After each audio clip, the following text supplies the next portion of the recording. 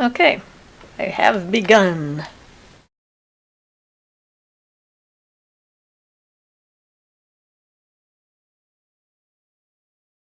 Hopefully today we won't have any weird noises. Well, so far, so good. Hey everybody, And I have your earbuds in? my earbuds in here, so. Well, I'm sure someone will let us know if it happens again. I think we did figure out what was going on, so yay.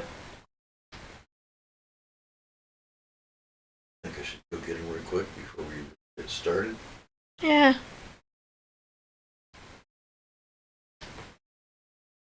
Because if it's still happening, we have no clue what it is.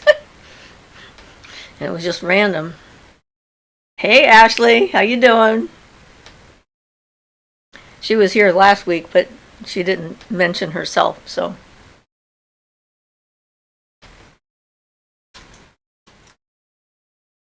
So you'll let us know if we have weird noises, right, Ashley? Ian says, hi everybody.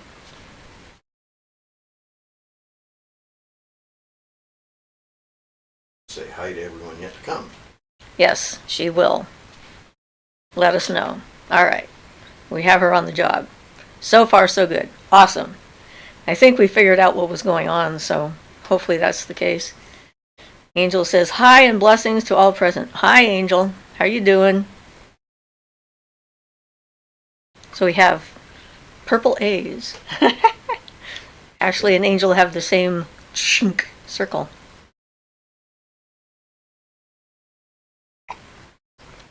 Aaron says hello. Hi, Aaron. How are you doing today?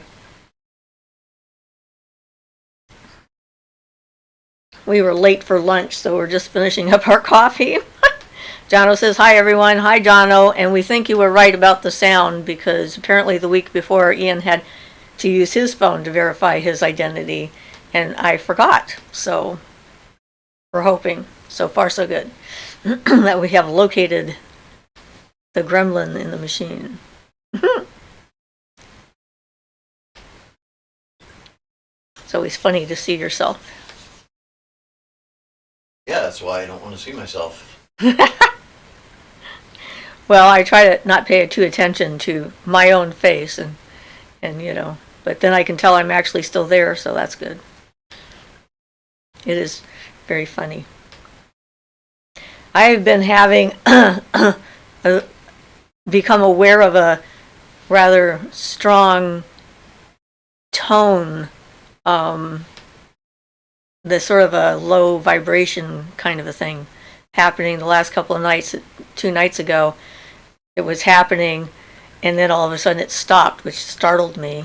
So it was interesting. So last night when I went to bed, I noticed it was definitely there. It didn't stop again, and I did have some definite Kundalini waves happening, so I'm thinking it is related to the Kundalini stuff, because I could definitely feel that energetic movement starting in my body. So I guess we'll see what happens. Aaron says, hot but good. Yeah, there's a lot of hot places out there. Julia says, skitters into a stop is landing on my usual seat. Hey everyone, gives a happy smile to all. Hi Julia. So fun to have you join us. So yeah, when new things happen, it's always interesting trying to get a handle on it and figure it out. Everyone always has theories, but if it's happening to you, you have to try and figure out for yourself what makes the most sense. And it reminded me of the light that Ian and I see in our heads. And when we first started to notice that we had this light, we wondered, is it true? Do we really have a light in our head? Or do we just think we have a light? Is this what everybody sees? Then all of a sudden the light turned off and it got pitch black. And we're like, whoa, okay, there was a light. And then it came back on. So I'm thinking that that's why the sound turned itself off, so I would notice it. Who knows? Maybe another level of my development, deepening of things. Ian says, blessed be, you are all welcome to make appropriate comments on the subjects of magic and mysticism. Just in case there are any new people on here yet. And Mary says, hi, Mary. Donald says, I'm so glad I left last week before you started discussing the Dianic stuff. I watched the rest afterwards. Tough being around a conversation about hatred of people for having a Y chromosome. Well, yeah. Well, I don't know that the Dianics, like we said last time, there's two different branches. One that has no male at all, including the gods, etc., and one that includes men. So, yeah. But yeah, everyone's got their own thing that they feel most comfortable with, and at least as long as they're not. By the way, it reminds me of another story of our friend who was living in Medford at the time. Okay. You know who, right? Probably. Yep. Well, he went to a Wicca class on Wicca, and he knew about it at the time. He just wanted to like talk to some people and stuff, learn more about it. Well, he realized after he got in it, it was Dianic. The anti-male type. And he was the only man they'd ever had sign up for a class? Yes, what did they he do? He decided to stick it out. He stuck it out through the whole class. Well, that's rather brave of him. Yep. Be kind of uncomfortable energetically. Yep. It takes a lot of willpower to just stick it through when you know everybody's glaring at you and trying to make you leave. Yeah, it probably wasn't quite that bad, but he didn't know it was Dianic when he signed up for it. Well, yeah, that's the thing. It's always good to have, You should know those things, yeah. Right. The important pieces appropriate advertising, and, otherwise you end up with the wrong students. That's the way that works. If people don't know what you're for and what you're about, and they think they're getting something else, they're going to be disappointed. So, yeah. But yes, we don't hate men. Only specific ones being jerks and, whatever. But in general, not. In fact, that event I was at when I was on the panel, it's one of the things I pointed out, was that you can't just deny half the human race and expect us to get anything done and to move forward. Society doesn't work that way. And I think I got some boos for that. Well, Well, I was. Are what they are. Yeah, well, I was truthful and honest and authentic in myself and had my own opinion and did not change my opinion based upon the crowd that happened to be before me, which I think is something that a lot of us do because we don't want to make waves or get in trouble or be noticed at the wrong time or something like that, Yeah. Jono says the dudes offered to help cook and clean, but their existence still wasn't good enough. I don't blame those ladies, but I don't see myself ever being okay for them. Was Dianic stuff popular at the time? No, this was a women's festival, and the idea of women being able to get together without having men around was sort of an important stage in women finding their own voices, because as a general rule, at the time especially, women would not say what they really felt or what they thought because the man in their life would disapprove. And so this was a forum for them to get together to learn things from each other without that particular social anxiety kind of thing. But yeah, women's festivals were quite popular. I went to several of them in the 80s. One was in the Kispioks, and this one was over in the coast at Prince Rupert. And, that was sort of the notion. But when you add the militant lesbian factor in, and then that notion that, their idea of a safe space was a place without men, that was what they were objecting to. They felt it was falsely advertised as a women's festival and a safe space. And their definition of safe was not the same as everyone else's. And you're always going to run into that potential because people define words so differently based upon personal experience. And yeah, so anyway, I thought it was interesting though. I don't have anything against having all women's classes or all women's groups. Certainly men have had their social clubs that didn't include women for years. That's the thing, theoretically is one thing, but then you get a group of people that are real people, and they never quite fit the ideal, so you end up with issues anyway. Yeah. Well, everybody is coming from a different experience, and we're all the center of our own universe. And so how we interact with and judge any situation is going to be from that center spot. And until we can like open ourselves up to try and see other perspectives and find out what's really going on, like, hello, the men were there to take care of the children and to cook the food so that the women could have this festival. But yeah. Lewell says hello. Hi, Lewell. Julia says, I can no more imagine not having male gods and men around me spiritually than I can not having men in my mundane world. I've had my share of abuse. That was them, not all men. Yeah.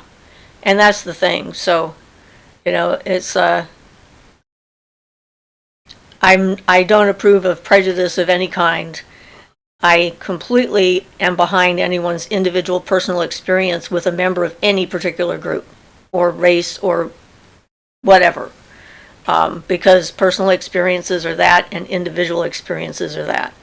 So, but to just color everybody with the same brush doesn't make sense. Right, that's it, when everybody gets painted with the same brush. Yeah.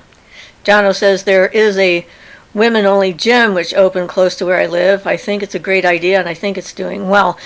Yeah, because a lot of women feel very embarrassed about exercising and with men around, because we have all those social anxiety things that are going on, and yeah, even in all women's gyms, sometimes women get very judgy about other women, but yeah, we have some here as well.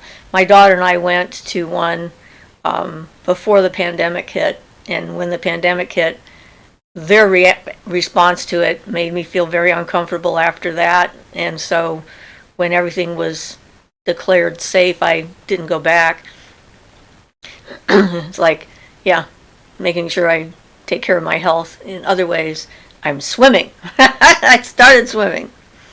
So, but yeah, everybody's got to make their decisions and choices based on their own individual perspective of things, and learning how to listen to others is so vitally important.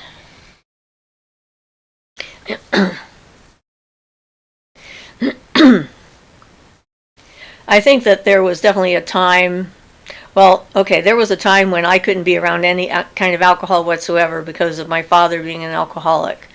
And just having it around was a trigger. And the house I was living in, everybody knew that. And this poor guy came to the house for dinner and brought a bottle of wine. And I opened up the door and I had a complete and total utter meltdown. Not fair to the guy, he did not know. And, I was in the very beginning stages of some of my recovery. And so it was like everything was raw. It's like you feel like you're a raw nerve waiting for anything to come and brush you, and then bam, there you go. So I felt bad later, and it was kind of entertaining because Shay was a housemate of mine at the time.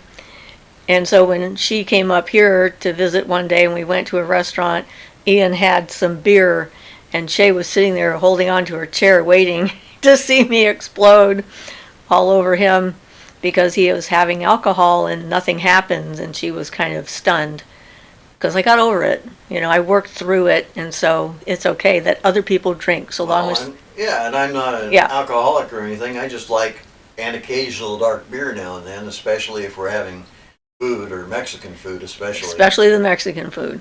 Yeah. But it's like that was one of my definite issues with how violent my father was, and then other men I'd known whose personality changed as soon as they drank any alcohol. So it was a cautious kind of thing. The first time I saw him drink, I was waiting to see if he turned into somebody else, frankly. And it was like, yay, he did not turn into someone else. So yay, that's a good thing. Yeah, I'm just me. You're just you, and that's a good thing. I like that. Me too. Yep. You don't have to put on any airs, just be yourself. It's so much less energy to just be yourself. So much easier, yeah. Yeah, it is. It's a lot easier. It's like if you're always trying to put on airs and lying about things, then you have to try and remember all the things you've said, Or at and least exaggerating and trying to only give the best appearance, and then you get, upset if you don't give the best appearance, and it leads to a whole bunch of stuff. oh yeah, all kinds of things. Neuroses are rampant in USA today. Sorry. But anyway, it was definitely an experience. I learned from my experiences, at least I try to. And for me, it's like if someone does something really horrific to me, I'm like, well, I'm not going to do that ever, because that really sucks to be on the receiving end of that kind of behavior. And I always find it bizarre when there are people that are the opposite. Well, they did this to me, and I'm going to do this to someone else to get even. It's like, what? Doesn't make sense. Jono says, I become a worse version of myself when I drink. Exactly the same person, except worse in every way. Well, then that's a good thing that you're becoming a better version of yourself. I approve. Aaron says, I usually don't get along with people who don't show their true self. Well, yeah, it's exhausting trying to figure out what's going on. Besides, if you're not being your true self, then it's exhausting not being who you are. I mean, when people have to hide their nature all the time, it becomes difficult for them to blossom because they're always afraid that they're going to show this to the wrong person and then they're going to get smacked down. Then they get drunk, and then that happens. Yeah. Because, preset notions and such, but I think part of it is with alcohol and stuff, I don't drink it to get drunk. I have no desire to get drunk. I drink a dark beer because I like a dark beer, pretty much, I'm not using it to blot out the world.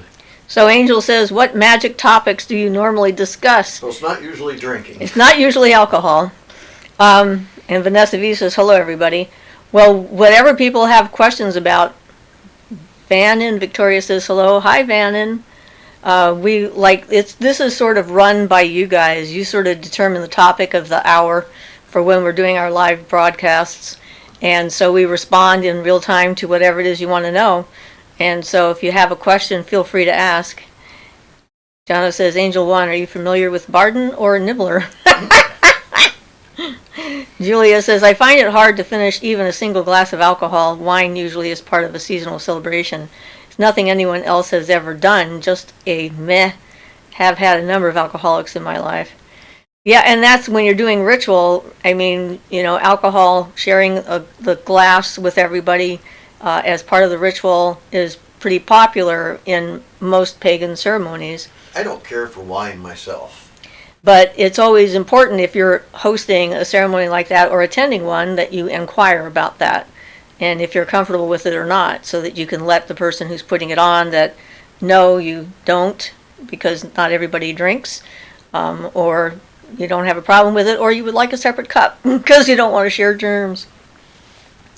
Julia says, to see how they are when they did change, don't trust anyone stoned at all.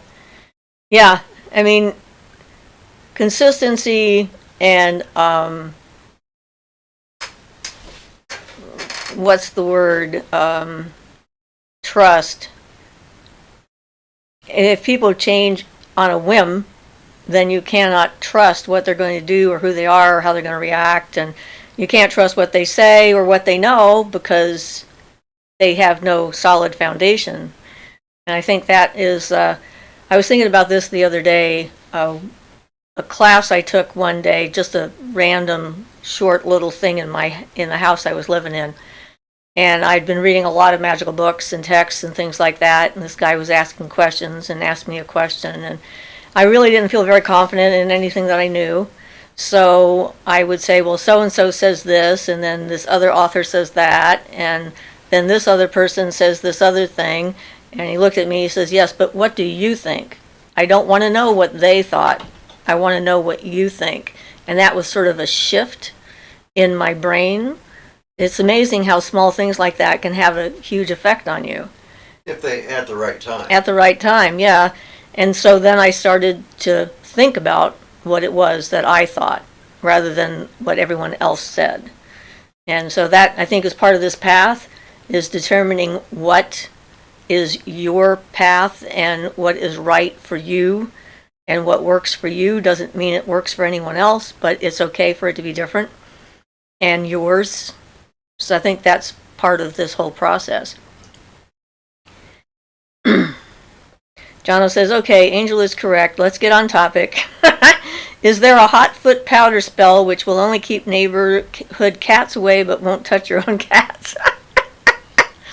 Not that I know of, because the whole idea of the hot foot powder is that if they touch it with their paws, in this case, it makes them want to leave. So if they're all hanging around together, and if they walk through it, I don't think that would work. Yeah, I once briefly had a little thing that was interesting method of keeping animals away. It was a little motion activated sensor that would turn on a sprinkler that would sprinkle and spray the animals when they got near. But the problem is I realized it was spraying the mailman. Yes, the postman didn't care for that sprinkle of water as he approached the door, so we had to stop that. Makes them not want to deliver your mail. But yeah, let's see, we've got, I guess the next big celebration is Lunasa. August 1st would be the next festival, holiday, cross-quarter day coming up. But we're definitely in summer at this point, which makes people want to go more outdoors, which is one of the reasons why we're going to go down to the cabin this year to sit on that power spot. And I'm finding it interesting that I've been dreaming being there. Like, I'm there already on some level because I keep finding myself there and being affected by the energy on the place. It's going to be very interesting what happens when we actually get there. So Jono says, a servitor then? How does someone only affect certain cats? Well, I think that's a good idea, provided a person is effective at making one, where it will actually work. I think that would be one of the best possible methods of doing so that I could think of. I guess there's some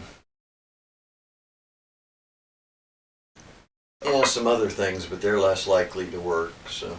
So Angel, what do you want to talk about? What kinds of subjects are on your mind that we can delve into and get back on topic of other things? Yeah, we talk about angels and magic and mysticism and voodoo and hoodoo and whatever needs discussing, how to do things. Fairies and Hermetic magic. Gods and goddesses and Barton stuff. And Nibbler, Barton, yeah. the bunny. Not magical, he's just a bunny. Just a bunny that we have. Yeah. Moment.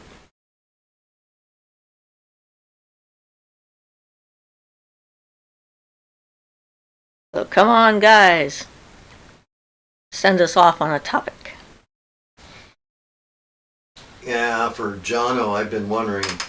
I haven't come up with anything effective. I wanted to keep out our ants and keep out spiders at one point, and I am not able to do anything that works effectively other than ant spray at this point. It'd be nice if I had a better way to do that, or something that would work.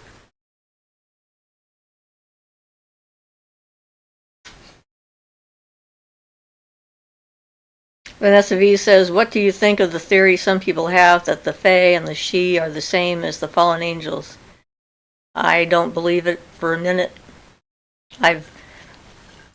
Fallen angels in Christian lore are demons. Wise demons, yeah. And that is a Christian concept that the Fae are spirits that are working for Satan, because in the Christian concept there's either angels or demons. They're either working for the good guy or the bad guy.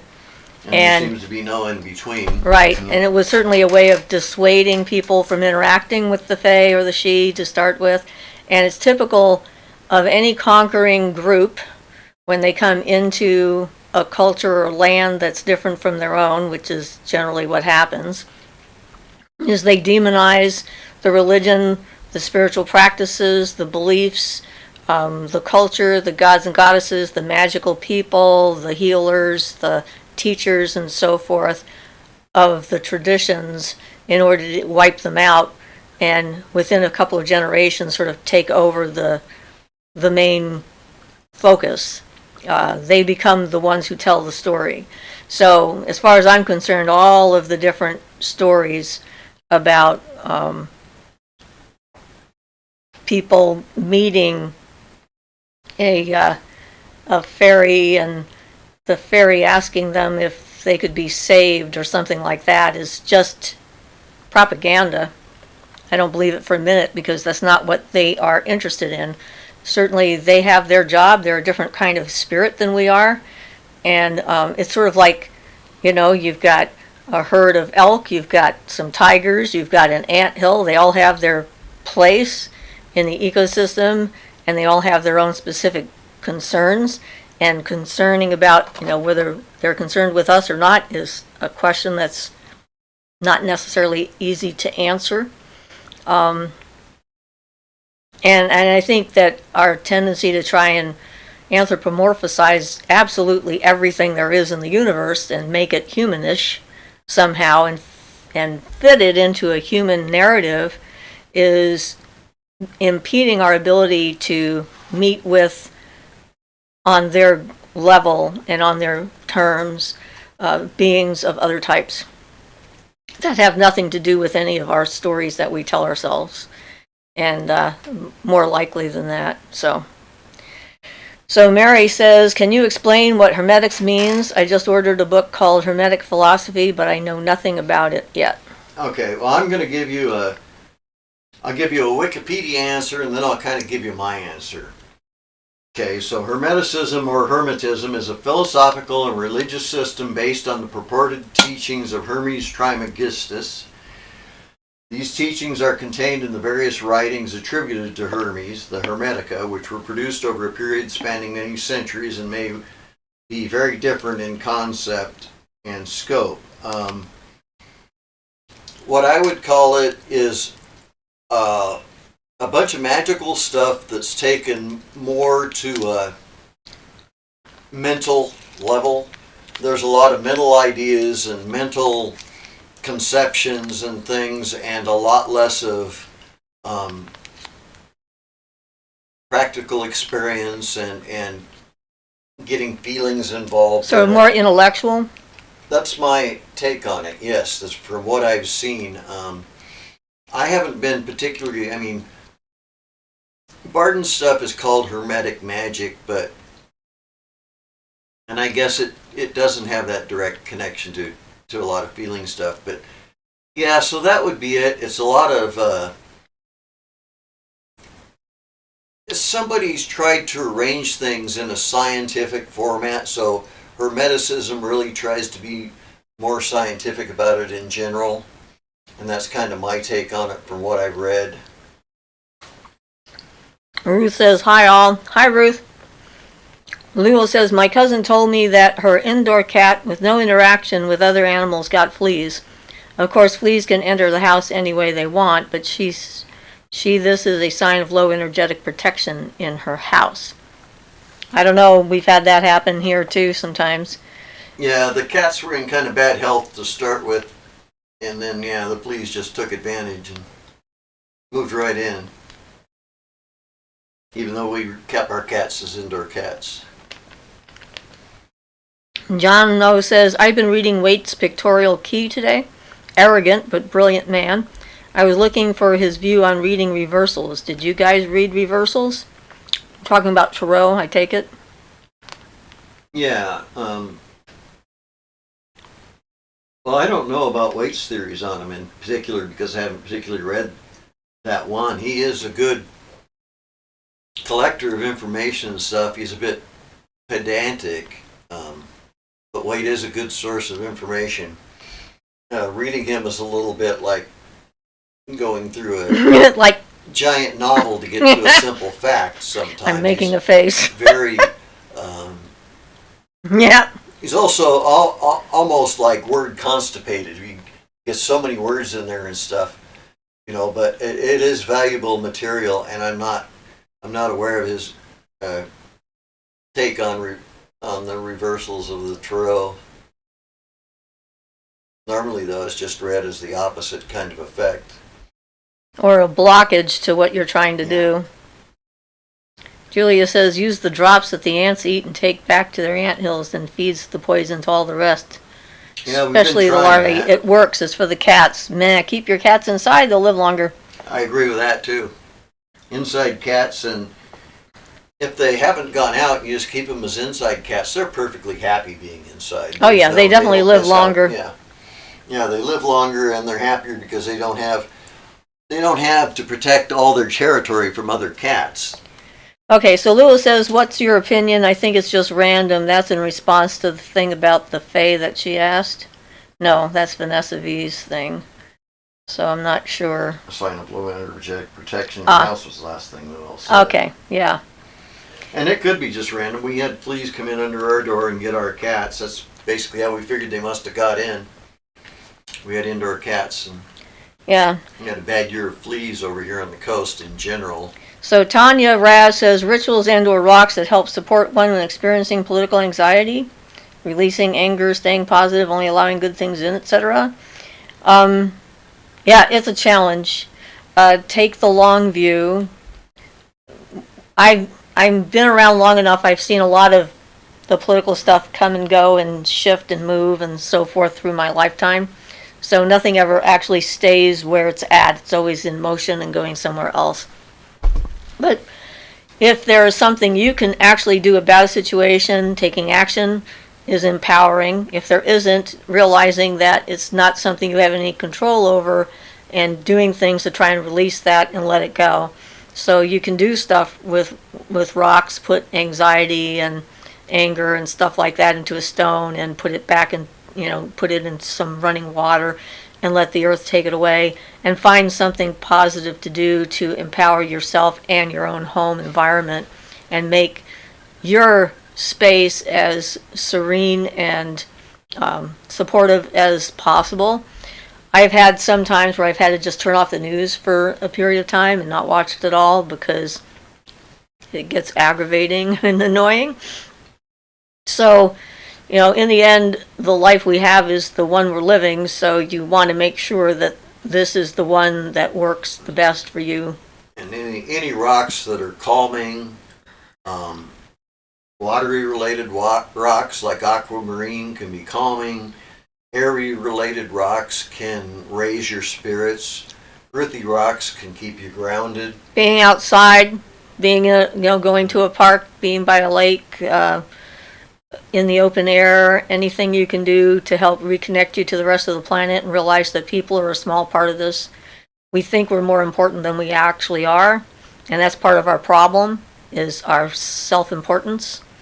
And so the better able you are to let yourself feel the other life that's out there that has nothing to do with anything that we're doing, any of the stupidity that's going on. Trees are there to support us whenever we need them. And the stones, it's like they may not have the stones might not have a heartbeat and a blood flow, but they are alive on a level that we can connect with. And if my mind is really racing and going all over the place, getting near a very large boulder and then putting my hands on the boulder and trying to connect with it, trying to sort of commune with it, always slows my thoughts down because their thoughts are so slow that it's like if I'm trying to read them, most of the time it's just space. It's like in between thoughts. And so that is really helpful for me when it comes to that. And then taking care of your family and, your pets and your home and as well as you can. And eventually this, whatever this is, will shift into something else and there'll be other things to do. So Sundrop says, hi everyone. Hi Sundrop. Jono says, can't use an air elemental on ants. I don't think their little minds are too small. I've used charged bay leaves to get rid of fish moths successfully. Vanessa V says, I agree with you about the fairies. I just find it's a pretty prevalent theory, even with people who say they work with them, and even they don't see them as evil. Thanks. Well, yeah. Well, the thing is that we have a tendency just to accept our assumptions without looking at them and seeing where they came from and why we have them. If you can't challenge your assumption about what something is, you are doomed to just repeat everything the same all the way through. It's like that's how we actually learn and grow, is by looking in and looking at those assumptions that we have about reality and how it works, and take it down to its core and take it apart and then see what it's composed of, and then decide if the pieces actually fit together or not, or whether this was something that, somebody told us, something we read, some outside influence, some misunderstanding of a word or an idea or whatever. So we should always be willing to reevaluate where we stand when it comes to the nature of reality in the world and so forth. So Mary says, does Hermetics have something to do with the weaving together of light and dark and not judging the good from the bad? Yeah, most Hermetic stuff is, like the Emerald Tablet of Hermes and that kind of thing, which is kind of an alchemical thing about the, I guess it's not even so much about that. It's more like it's trying to be like a science of magic with this Hermetic approach from the past. It is neither.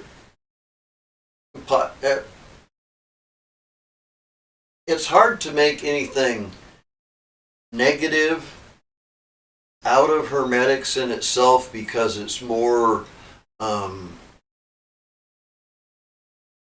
about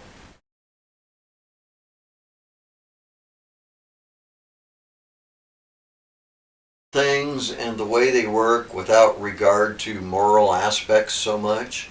So, I mean, ideally, possibly, but in general, it more talks about like the principle of the Hermes tablet, which I can't, though I could probably pop it up on YouTube, but it's the idea, it's describing the Akasha, the miracles of the one thing.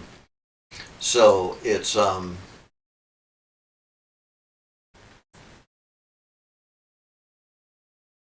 really can't think of any better way to describe it. It's trying to be very scientific mostly, without any take on morality or good and evil and that kind of thing, but it all seems to be tended towards positivity about how you develop yourself, how you might develop your body, how you might develop your mind, how you go through, like going through the tree of life and things like that. I would, even though it's not related to Hermes directly, I would poke that in a pot called Hermeticism and stuff. They do have like the black and the white pillars. It's about developing yourself. Yeah, that's not really so Hermetic either in general, but yeah, so it would be, if you want to go dark and light, about how more about how they contrast with each other, and not so much how they might blend together to get different shades of gray.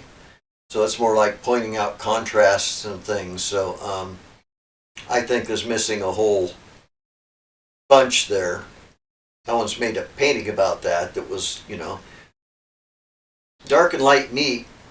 It can be either a conflict, or they can blend together to make various colors of gray. And it's the same way with emotions and people and stuff, doesn't have to be conflict if you have two opposites. It can be a blending and a union and a joining. So in that sense, it can be. Well, like Starhawk talks about magic being the ability to hold two seemingly opposing views in mind at the same time without any conflict between them. So that's sort of that. They all come around. Well, if you emphasize the word seeming there, I'll buy that myself. So, Sheila talks about using Terminix and bait boxes to get rid of the mice, but a raccoon took the box and now she needs to spell the boxes. Yeah, probably not good for the raccoon. Jono says, you were right, I was talking about when you did tarot, whether you read the upside down ones. Thank you. And I kind of agree with what Mary says down below, the next couple of comments too. I haven't got to them yet. Sorry. I feel like when you are first getting to know tarot, there's enough to learn about the cards without worrying about the reversals, and slowly, if it starts making sense, to add in the reversal meanings. Then slowly add in the reversal meanings as it feels appropriate, but first get real familiar with the upright meanings. Yeah. Yeah, and the inverted meanings aren't necessarily the opposite exactly. I mean, if you have one of the cards with discs on it, which might mean good fortune, reversing it doesn't mean bad fortune, but it would mean more like, since it's an earth card, it would be like that success holding you down and getting heavier and pinning you in place and that kind of thing. So as usual, each one takes interpretation within the other cards around it and the subject and everything and what it means exactly, but it can be kind of like that. A lot of times a reversal can be an excess. Something that might be a nice amount for water can become decadence and indulgence if it gets overwhelming, which you might get out of a reversed meaning for one of the cups cards, you know, and again, everything has to be interpreted within the cards around it. It's a complicated science for sure to get it well. Lulu says, I got in the habit of sleeping with rocks. Helps me to relax. Tend to have too many thoughts all the time. Yeah, I have various rocks with me under my pillow. Right now I have a green kyanite. It just wanted to be in my bed, so I've been sleeping with that lately. Jono says, I can help, I hope. The word hermetic refers to hidden wisdom of the ancients, especially Egyptian, as in hermetically sealed. Over time, it became a style of magic somewhere between OTO and Wicca. In which I might point out for anybody who doesn't know that the OTO is the Order of the Templars of the Orient, for what that's worth. And the inner is the MMM, the Mysteria Mystica Maxima. I don't think they mentioned that. No, but it is public knowledge, though. No, I mean, it wasn't. OTO. It's OTO and Wicca. OTO and Wicca, yeah. Besides, Add the MMM? those people didn't know what the OTO... Well, the MMM is the inner Part of the part OTO? of the OTO. Okay. So it's Templar-oriented in that sense. And pretty Masonic in character, though it's considered an esoteric masonry. Sorry, anyway, didn't want to get off the subject there. BBB says, hi everyone. Hi, BBB. Bubba. Bubba.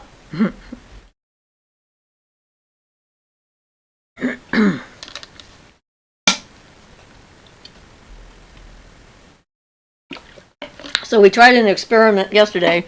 It'll come out later this week. We decided to show how we do the now I can't think. Making the house for the spirit.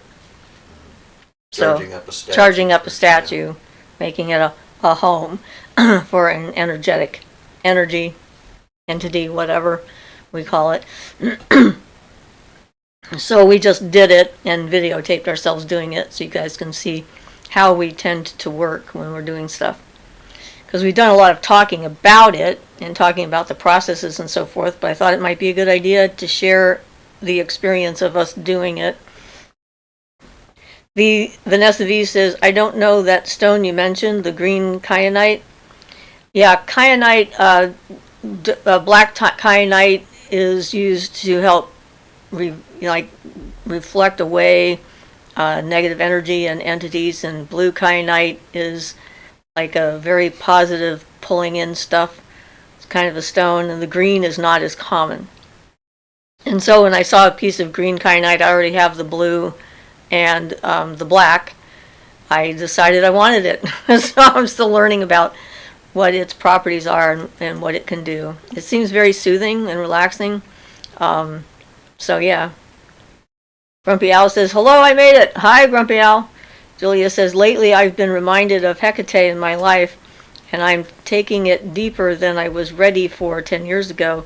Don't think that I'm going to do the whole Hellenic thing, but still she is definitely there. Awesome. I think that we do that where we're going around the spiral, each turn around the spiral we get deeper knowledge and understanding of whatever it is that we've been on the journey about. And so, yeah, you've come full circle, and now you're starting another phase in the same vein kind of thing and going in a little bit deeper. Ian says, hi, Grumpy Owl. Jono says, Ian, Siofra, do you agree with my brief characteristics of Hermetics? I don't know how else to describe it. Somewhere between ceremonial and folk magic. Yeah, that's not a bad description, I think, myself.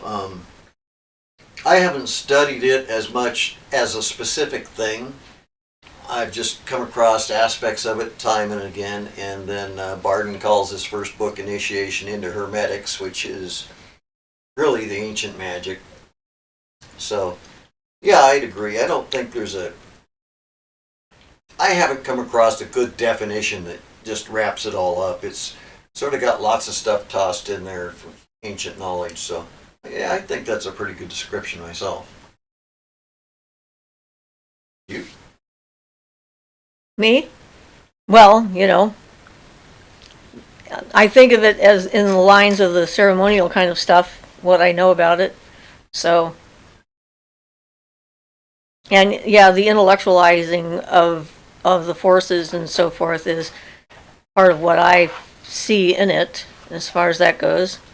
But yeah, it's a style. I mean, those things are good in as far as they go, but in a way it's kind of like philosophy where, how many angels can dance on the head of a pin, where you can get into not very practical stuff if you're not careful.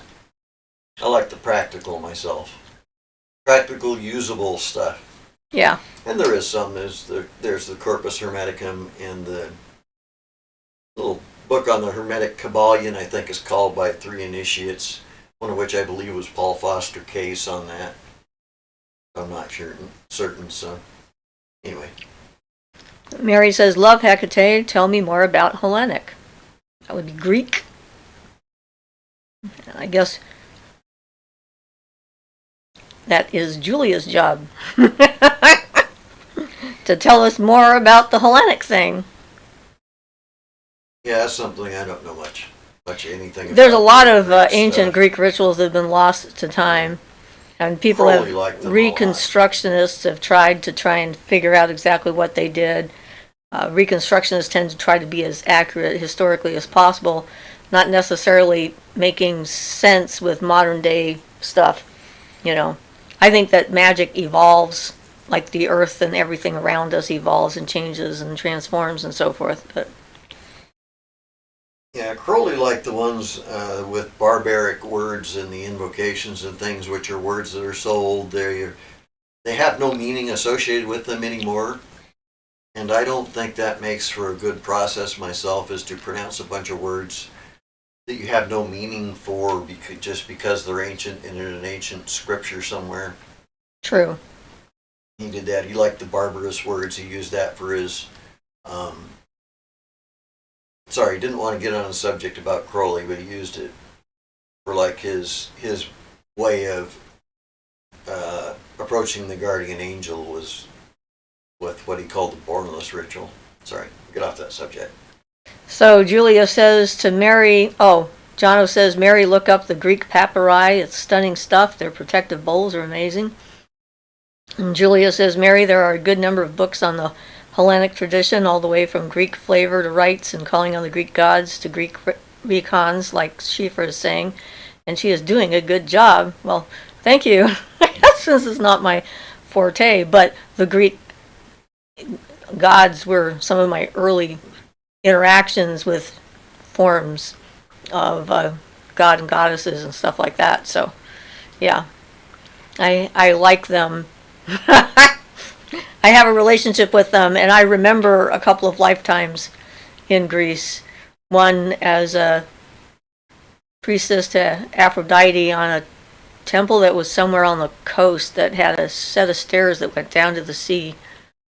And then at Delphi, before Apollo, I have to say. When I heard Apollo was there, I'm like, what? What are they talking about? And then I found out I was right. There was a time before Apollo. Ruth says, I got a book on dancing with the wheel. It's a good book. Sounds fun. Julia says, if wishing can send a direct message and I can look up some book names and authors. I don't know if wishing can send a direct message. No, she means if they wish, she can send a Oh. direct message. Sorry, my literal brain. Yeah. The way I process words. Desideretum says, hey there, do you have any experience with Fortuna? I looked into her and decided that she wasn't a good goddess for me to connect with for fortune because she was so fickle. So I went with Lakshmi instead. And yes, I did look into Fortuna and the stuff I read about her and her interactions with her followers and everything and her supposed character and so forth. I'm like, no, I don't think so. I want something a little more stable. Julia says, I forgot how to grammar. Not that you did it wrong, it's just my brain. Mary says, maybe once I get the Hermetic book, I'll get a more concrete understanding of what it is. It's called Hermetic Philosophy and Creative Alchemy. Has a lot of pretty artwork from someone who was going through a dark night of the soul. Cool. Ian got into alchemy for a long time. He figured out a bunch of stuff and almost blew up our kitchen. Well, yeah, that's a whole other story. Well, I guess didn't almost blow it up, almost burned it down, I guess would be more accurate. Yeah. But, yes. That was from using ancient equipment that was really too ancient to be being used. Yes, it had holes in it where fire could get out, so that was a bad thing. Fire and fuel spreading, not a good thing. But yes, actually you did a lot of distillation and so forth of different elements, and we grew lemon balm. We still have lemon balm in our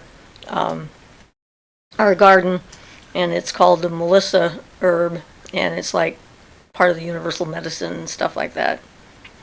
Yeah, so it sounds like this particular book that you're talking about is on the Emerald Tablet and the Corpus Hermeticum, and the journey through the seven spheres.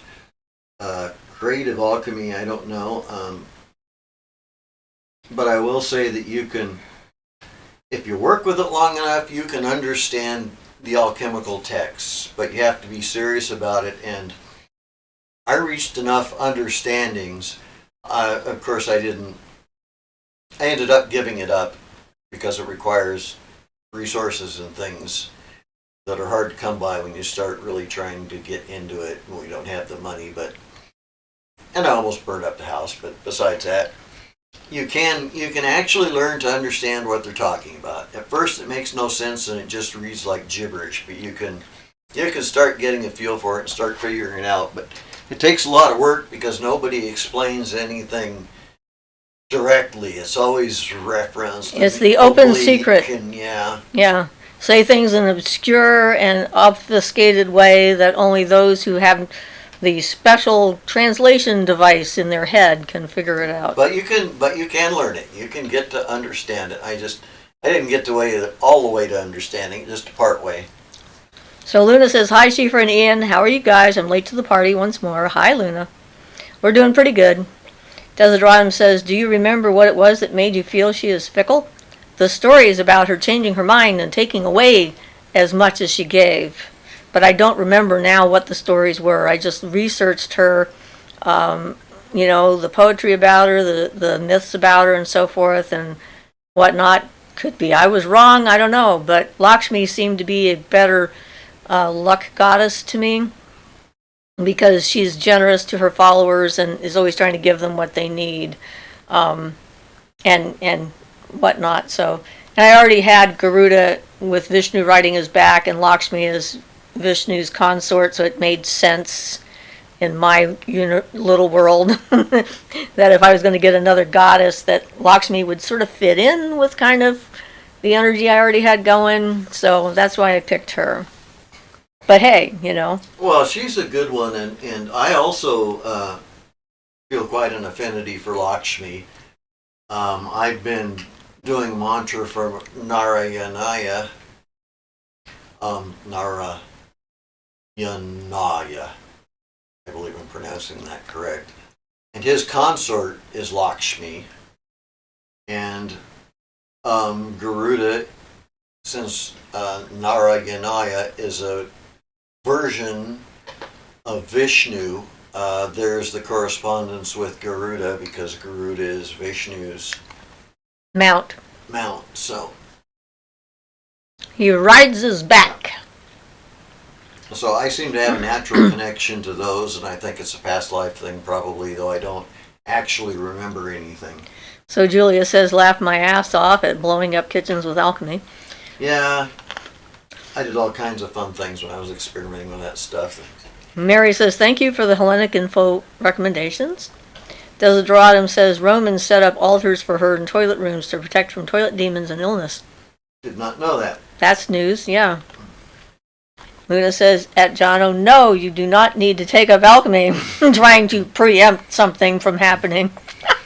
Explosions, maybe. Yeah. And Jono says, okay, I screwed up. I felt bad for the neighbor's kid being bored and decided to teach him chess. Bought a chessboard yesterday, realized I need to get his friends interested as well. Servitor, Volt? I don't know. I'm not into chess myself, so I have no ideas. Luna says, love your outfit, Siofra. You're looking chilled tonight. Thank you. It's been warmish here for me. Desideram says, y'all can call me Dizzy. Suits me, actually. Spinning! John says, hi, Luna. Alchemy is awesome. It's Kabbalah for poor people. I don't know. I think Kabbalah is less expensive than alchemy because you just need to know the words.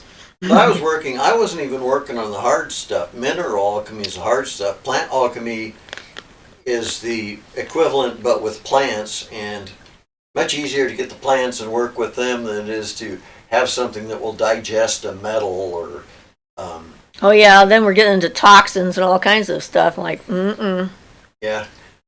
I created enough toxins bad enough with just the plant stuff. Yeah. But we certainly have plenty of lemon balm. Solve and coagulate. That's the trick. Dissolve it all into nothing and then put it all back together into a substance. Removed of all impurities. Julia says that, Jono, not if it blows up your kitchen. Poor people can't go out to eat as much. Still laughing here. Yeah, it started a fire. It's a long story how it happened, but it was bad enough I kept having to run out of the house to get a couple breaths and run back in with a fire extinguisher to try to put it out. Bunch of toxic plastic burning and stuff. Joanne Magruder says, hello. Hi, Joanne. Thank you. Or Joan. Thank you for joining. I guess I'm not sure if that's Joanne or Joan. Mary says, why is alchemy expensive? Well, you need your apparatus. You got to have your distilling things, those things that they have in movies, all the glass globes and all the tubes that go between them, and then the things with the spigots on them. Yeah, separation. And then the fire, and there's a lot of equipment. Yeah, sometimes things need to be done on a gas flame, which was what I had going, which had it on the stove so that the air could be sucked out by our fan above the stove, but it couldn't do the fire. Gas flames, and especially if you're getting into mineral alchemy, then you're possibly talking about dangerous experiments with mercury and things like that. So you have to have the right air hoods and make sure you don't get the fumes in your face, and so you don't go insane like all the Mad Hatters. Basically, it's the equipment that's expensive more than anything. And then also there's the, you have to like burn everything down to ash and make potash and stuff like that. And so then there's like, big pots, cast iron things and fire and... Yeah, I accidentally etched one of our glass ply plates really well. Yeah, that thing was never the same again. It's still very cloudy. Could not get that off. I didn't know it would etch that, but it did. I made a powerful potash solution and it etched the heck out of it. So yeah, but the equipment's mostly the expensive stuff on that. Yep. Unless you need some seed gold or something. So Luna says hi to Joan Magruder. Julia says it was the burner that got you, wasn't it? Yepper. Yep, I knew it. Yep, you are correct. Well, it was so old. What happened was when I wasn't looking, it just decided to start leaking fuel. It had a pipe that was rusted out, and it just blew out and sprayed fuel all over it and all over the stove, which then immediately caught on fire and made a big blaze underneath our microwave and burned up our microwave. Which we had to get a new one. Yeah, it's dead. yeah, old equipment. It was too old. If I'd had, a decent new camp stove or something. What you need is a billionaire with money to give you a lab to experiment, Yep. to make him the stone of immortality or whatever, and potable gold. yeah, like they did in the old days when they worked for the queen and the king and whatnot. Yeah, we just don't have that anymore. Oh well. But you can do it Kabbalistically now. Barton tells you how to do that, and that saves you all the equipment. Well, yeah, like Mostly, I said, yeah. Kabbalah is a lot less expensive than actual alchemy. So Vanessa V says, I heard a woman that says she works with the Morrigan call her a predator, and I wasn't sure what to think. I wouldn't call her that, but I have only encountered her a few times. Well, I guess it depends on what this woman means by a predator. She certainly is a protector, for sure, and I don't know what she means by that. The Morrigan definitely has associations with the dead, with her crows and her cauldron and, the battlefield and that kind of thing, but that's sort of part of life. So some people have a hard time with the dark goddesses. They misunderstand what's going on and they get scared. Maybe that's what's going on. I don't know. Joy says alchemy sounds like a lot of trouble. I can barely keep up with the house and yard work. Desidratum says, well, at least the fluid condensers came out good. Yeah, they're a lot less intense than the alchemy. Vanessa V says, although her energy is quite strong and actually kind of scary, I feel like the way that woman said predator was categorizing the Morrigan as a negative in a way. Yeah, that's what it sounds like. And, but if you think about nature, you've got predator and you've got prey. Right now we have a cat and a rabbit. We have a predator and we have prey living in our house. They're getting along fine. So at least it's not in the wild where they would be trying to run from or eat each other. But it's not necessarily a negative thing being a predator just as a pure thing in and of itself, because everything consumes something in order to continue. But I doubt if that's what they meant by that, because the goddesses, they're not like consuming humans in order to survive, so that definition doesn't fit. Yeah, the cat and the bunny are kind of funny. If the cat's blocking the way, the bunny will now go under the cat or under the cat's neck to get by, and will squeeze under him. I've seen him do that a couple times. I don't think the cat cares for it. And Joan says, thank you at Luna. Jono says, oh, fiddlesticks, alchemy is playing around in your garage with whatever means you have. Kabbalah takes a toll on your soul, the magician's cost of admission. I guess. It doesn't take a toll on your soul, but it'll help enlighten it, increase it, imbue it with all sorts of qualities and stuff. We're talking. Well, I mean, Kabbalah, if you're not ready to meet all those different aspects of yourself and to deal with them, then that would be kind of scary. Yeah. Well, Siofra could tell you what I had mentioned in the video that once, that working with the M got me because, or not the M, the letter W, because it increases your concentration. But the problem is that's not all it does, and it's not that clear. And this would be considered like one of the dangers of doing that without going all the way through Barton's previous 2 books. But it turns out not only does it increase your concentration, but it's pulling in water, and it has a tendency to wash out any negative things you still have hanging around in you, which is a good thing because it's washing them out to get them out of you. Unless you're on the other end of it. But the problem is that all has to come up to be washed out. So you have to deal with it. It comes up in your personality, into your mind, goes through you, brings up all that stuff again so that it can get out. So it's doing a good cleansing thing in the end. But he doesn't exactly warn about that aspect because there's a limited amount of space in the book, of course. But so, yeah. So Vanessa V says, I don't know why, but it troubled me, even if I reasoned that technically we humans are predators, and so are dogs and cats, so it isn't a bad thing. Grumpy Owl says, the magnum opus, you are your own work of art. Yes. Yes. And that's what Coyote says. well, I can't remember it exactly. You're not the brush, you are not the artist, you're the painting that paints itself, is what he said, referring to that type of thing. So I guess you are the artist and the brush at the same time. So Julia says, really, in nature, being a predator is just one side of the coin. And Grumpy Al says, it's okay if you spill some paint. Life isn't perfect. Yeah. Yeah, you don't have to tell me about spilling paint either. Yeah. Like coated with it at the moment when I sweats I'm wearing.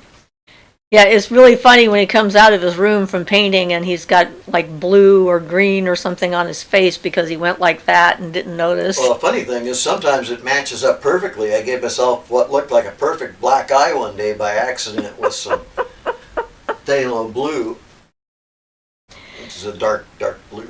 So Vanessa V says, well, she said that the Morrigan overworked her and kind of treated her harshly, kind of like she being the Morrigan's prey. I didn't like that at all. Julia says that's why boundaries are so important in negotiations. Well, yeah, and just because you're dealing with a god or a goddess doesn't mean you have to do whatever they say. So the reason why that happened to her was because she wasn't giving her any boundaries. And undoubtedly the Morrigan was trying to teach her that exact lesson. It's like, hello, stand up for yourself. I'm a warrior goddess, you crazy woman. Come on. She doesn't want to work with somebody that isn't going to be in their own power and stand up for themselves. So it doesn't sound like it was a very good match. Or she missed what I would think of as the lesson. Julia says, even with the gods, goddesses that you're working with are so important. Yep. And well, that's why we talk about boundaries so much. It's because if you're not well defined, there's nothing for them to really work with. They don't know what you've got. And you have to decide what you're willing to do. You still have free will, regardless.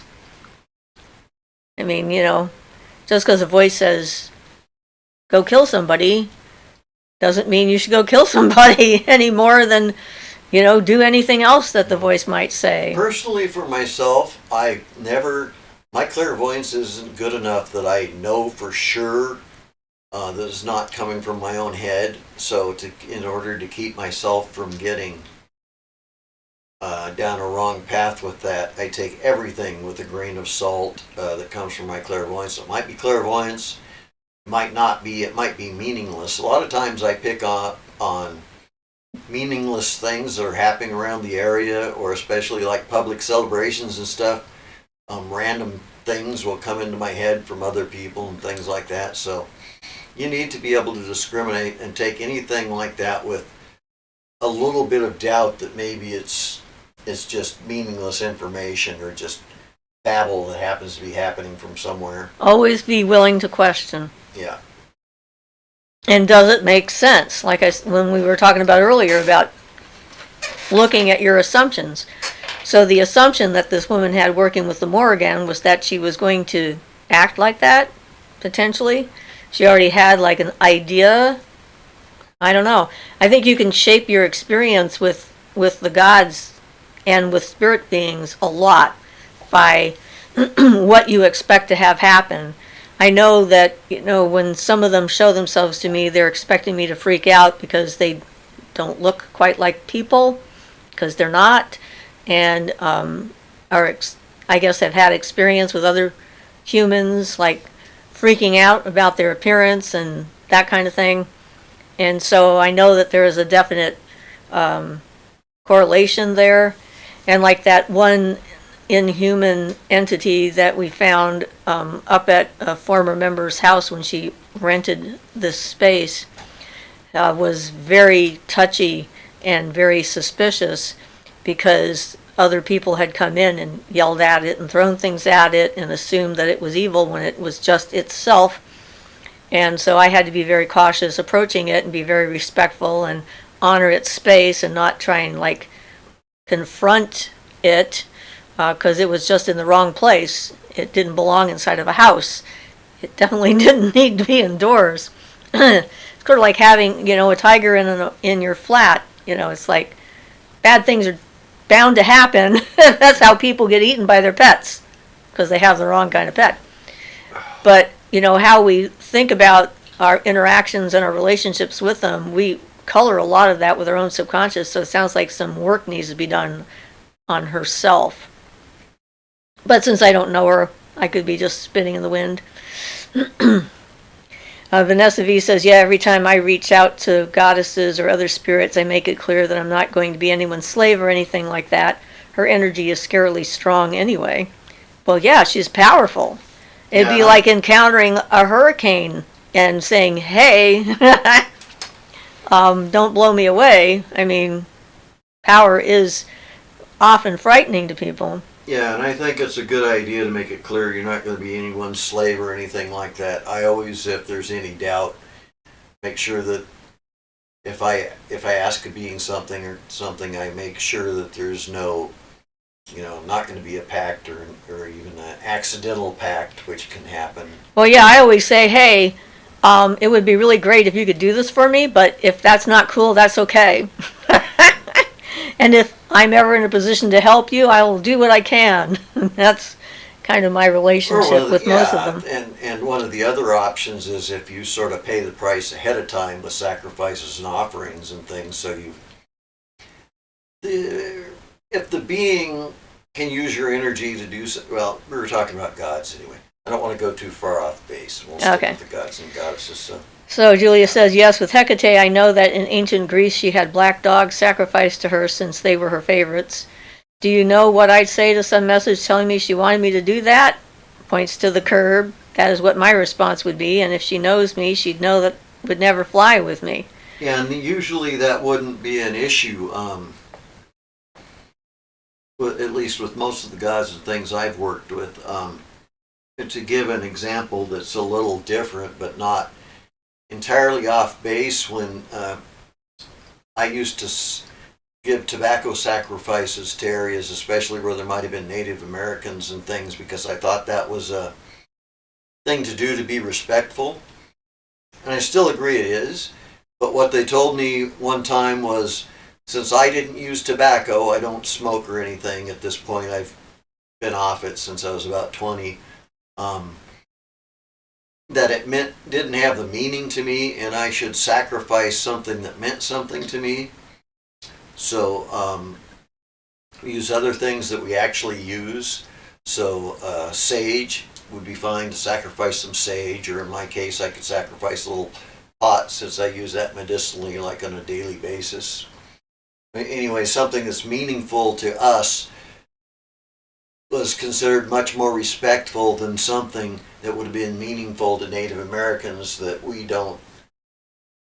Siofra and I don't use. So to give them something meaningful was more important than just a gesture. Anyway, for what that's worth.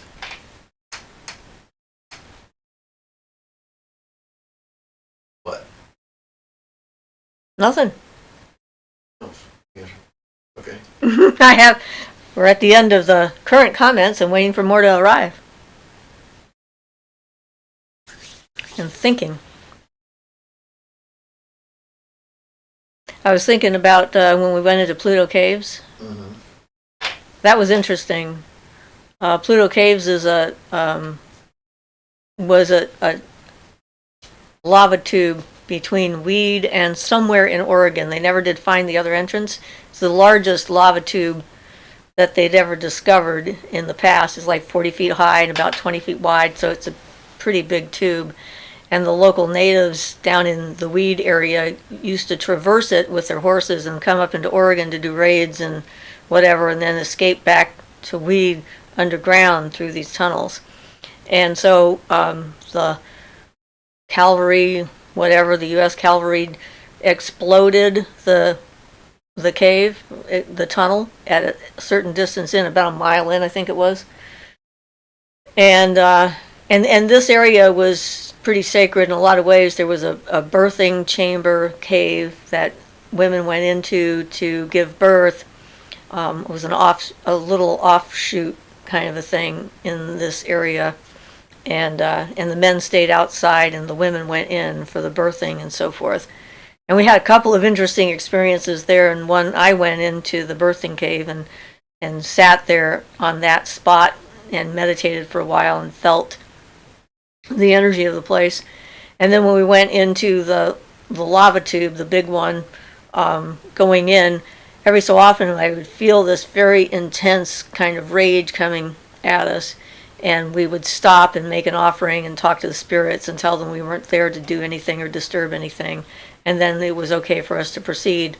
And when we got closer to the collapse, we started seeing a lot of offerings, a lot of native offerings. People had come in there and laid offerings on stones and stuff like that.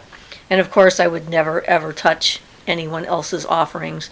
There were a number of other places where we found offerings too. But the energy was pretty intense in that area, so it was a very interesting experience overall. So if you're ever going into a place like that has that kind of history, it's like being respectful of the energy of the beings that were there before you came and of the thing that might have happened in that spot. Just because you're curious doesn't mean you're going to be welcome, for sure. And make sure that it's acceptable and it's okay to continue in order to experience that. But yeah, that was one of our caving expeditions. And it was an interesting location because you can't really see anything. It's sort of like a walled off kind of area, and there's a little crack you go through in order to get into this small valley with all these different cave openings and stuff. So it was very interesting. So Julia says, could you elaborate some more on Larimar? I just got some small beads on a stretchy elastic type band today. What I know about Larimar is that it is like solidified joy and happiness. That's kind of the energy that it has. So it can really help with pleasant dreams and uplifting the mood and so forth. I'd have to look through my books and see if there's other things, because I don't remember everything about all the stones, but I really like it. There's something about it that seems happy. So I definitely get that feeling from the stone. So I'd recommend it for bringing in positive energy and so forth, and wearing it. Vanessa V said, I sometimes feel like what I offer is not meaningful compared to the help they give, the goddesses I mean, but last time I thought that perhaps dedicating a song to them could work. Well, yeah, because that's something from your heart, from your spirit. A creative gift is very meaningful. Yeah, and you know, it's like offering a tree. If you can't offer it something appropriate like water or something, you know, you could offer it like some crystals or something, and they're not really. The important thing is feeling friendly, in this case with a tree, but the same thing with beings. It can be less appropriate as long as you're put forth the feelings, you're trying to be respectful and trying to.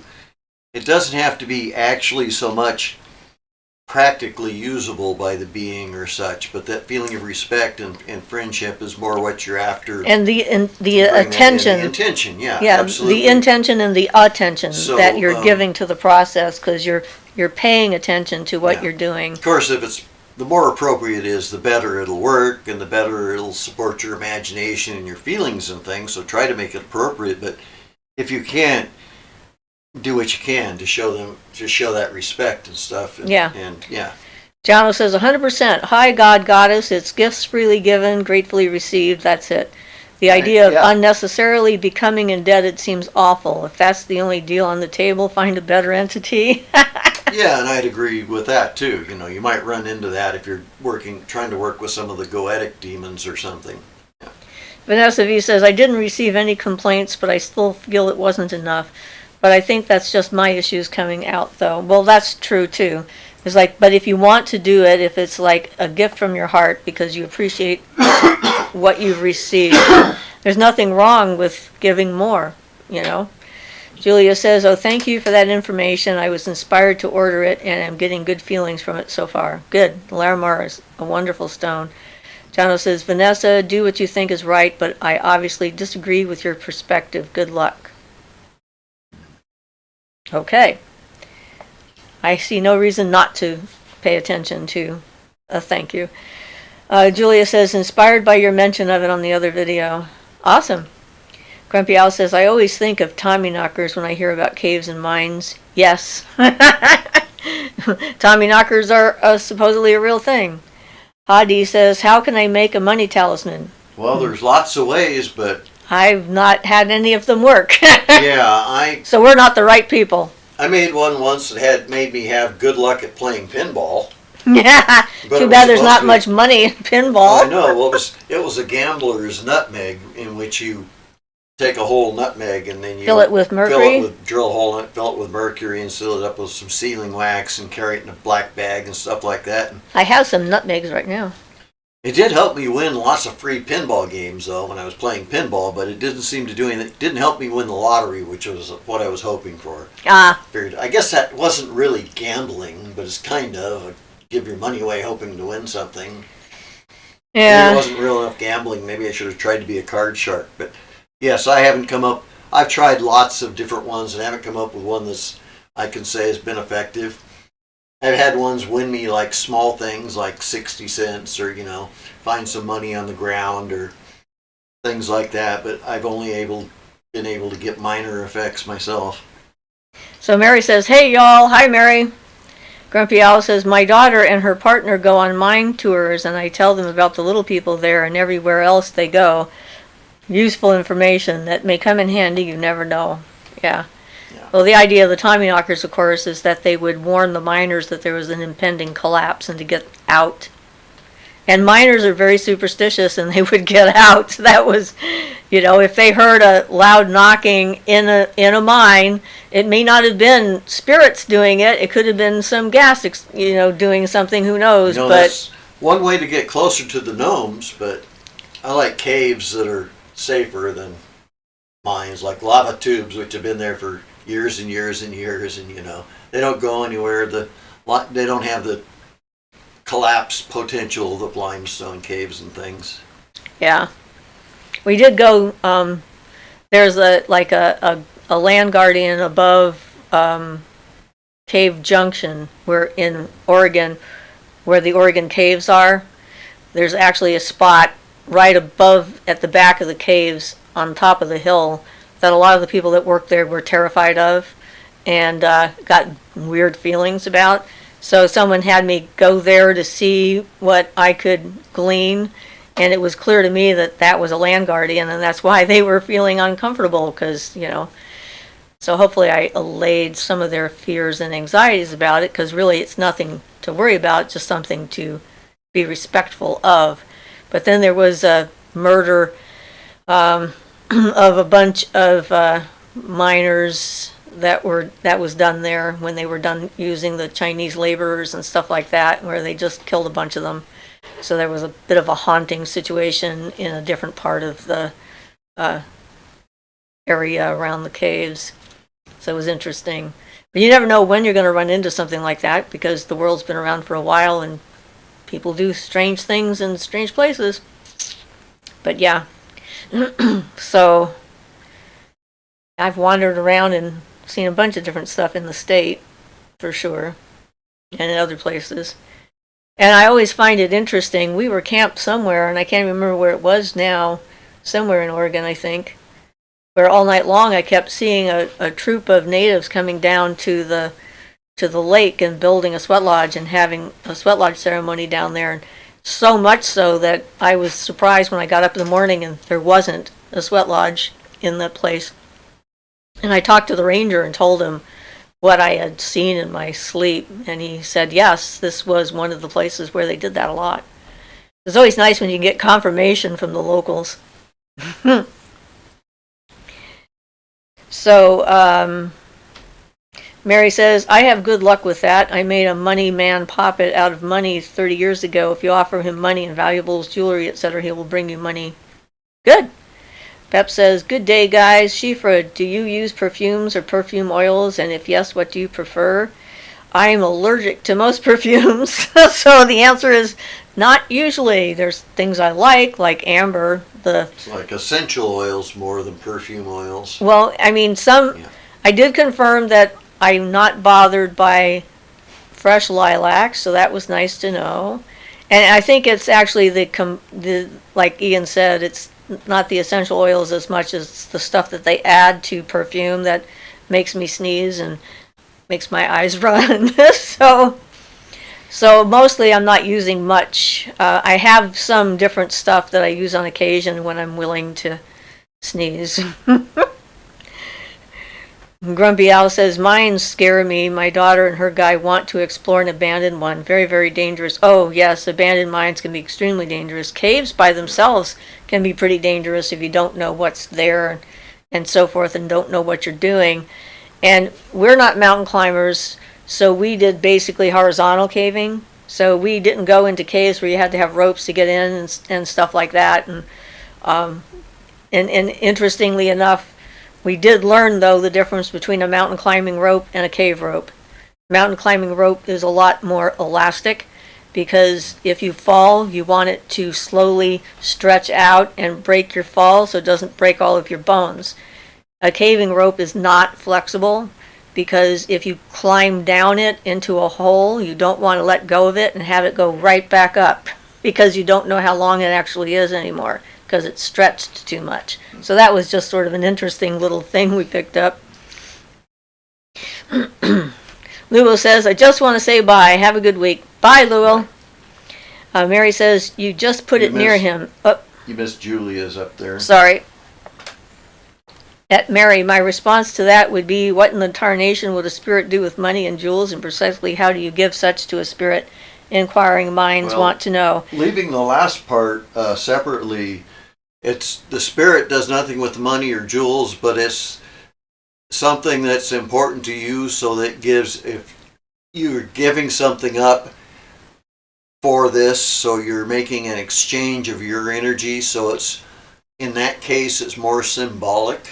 And Mary says, you just put it near him. It's actually yours and you can use it when you want. So you're not giving it to him to keep forever. You're just letting him have a look-see and enjoy its presence. Vanessa V says at Jono, I don't do it as a debt, and they haven't asked for anything in return when they help me or something. I just feel like offering something to let them know I'm thankful. And yeah, like I said, that is absolutely. Julia says, take care, Luel. Good to see you again. Jono says, Julia, it's about the sacrifice. Yeah. Grumpy Al says, even talking can weaken the structure inside them and cause cave-ins. Well, yeah. If they're not in good repair and people die in those things. Mary said, the same reason you give spirits tobacco or liquor. Julia says, I can understand that. Just how do you get it to them? Dig a hole, toss it in the ocean? Depends on the spirit. Like if you were talking the Santa Rita spirit for Osho, he likes a dark beer, so you sacrifice that by opening a dark beer and giving it to him and saying, here it is, suck all the energy out of it, take what you can get out of it. And I think he goes for a cigar or two, but I don't do the tobacco, so I don't do that. But Vanessa V says, my issue is that I tend to feel like anything I do is enough, so sometimes it comes out. So that time I felt like my signs of thanks weren't enough compared to what I received. Mary said, yes, Ian. Jono says, Vanessa, as long as you don't feel like you owe anything because you don't, adding extra is brilliant. I do that. I give as much as I can, but never feeling like I owe anything because I don't. Vanessa V says that nothing I do is enough. Sorry, just my issues. Well, we all have to figure out the best way. Everything's an exchange yeah, and of energy on some level or another. And you should work with that, because if you feel that it's not enough afterwards, then that may affect what you were trying to accomplish by taking some of the energy away from it. So you should try to feel that what you do is satisfactory and enough, and don't worry about whether it actually is or not, but feel positive about it anyway, and keep that in mind, because you don't want your negative thoughts to take away from the energy you put into it, which could happen. Yeah. Everything is a work in progress. Yep. So Luna says, thank you all and blessings for the week ahead. Yep, it's pretty much. Thank you all. Yes. We finally got into some good subjects. Yay! All right, guys. Have yourselves a wonderful week. ahead, and we'll get that new video up pretty soon. And you can let us know what you think about watching us sitting here and focusing and concentrating. Not like there's a lot of action, but there's a lot of explanation. And Julia says, yes, it's the same as offering anything to a spirit or God, being the energies. I have fun with the mental pictures of what they will do with things. It's easier to me to picture them taking in foods. Mary says, ciao. And Vanessa V says, thank you. Wonderful week as well. All right, guys. Blessed be everybody. Goodbye.